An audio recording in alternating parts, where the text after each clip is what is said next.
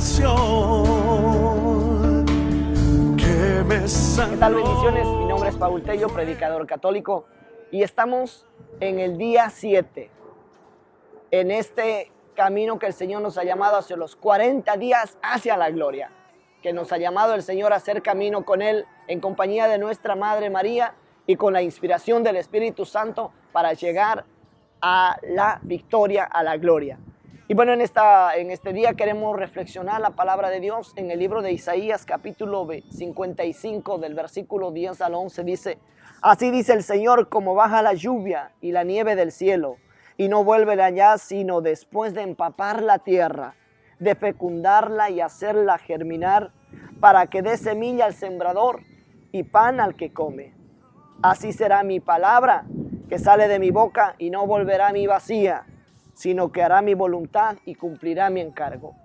¿Usted alguna vez, hermano que nos está viendo, se ha preguntado cuál es la voluntad de Dios para su vida? Porque Dios tiene una voluntad para usted y para mí. Dios tiene un propósito por el cual usted y yo fuimos creados, ¿verdad? ¿Y cómo se da la voluntad de Dios en nuestra vida? Es por medio de su palabra. ¿Y cómo llega la palabra a nuestra vida? Es cuando usted y yo empezamos a encontrarnos con Él leyendo la Escritura. Por eso es importante que nosotros como católicos tengamos acceso, tengamos contacto con la palabra, leer la palabra de Dios. Entonces, la palabra de Dios, mi hermano, no es una palabra muerta, dice San Pablo, es palabra viva. Por eso, la palabra cuando viene a nosotros se tiene que encarnar, ¿verdad? Y ahora, ¿cómo es el proceso de la palabra de Dios en nuestra vida?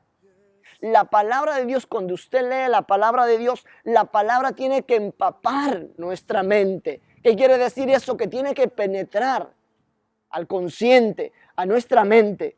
Y una vez que la palabra entra, que penetra, se siembra en nuestro consciente. Y luego, cuando la palabra se siembra, empieza a ser fecunda, es decir, a producir, empieza a dar fruto. Y una vez que la palabra empieza a dar fruto en nuestra mente, dice la palabra aquí que empieza a crecer, empieza a desarrollarse, ¿verdad? Y ahí entonces, ahí es cuando usted y yo empezamos a creer a la palabra, lo que la palabra me está diciendo, lo que la palabra me está exhortando, ¿verdad? Y la palabra tiene un proceso que cuando empapa, que cuando penetra, que cuando fecunda y crece en nuestra mente, baja a nuestro corazón. Y ahí es como dice la palabra de Dios, dice que se da semilla al sembrador y pan al que come.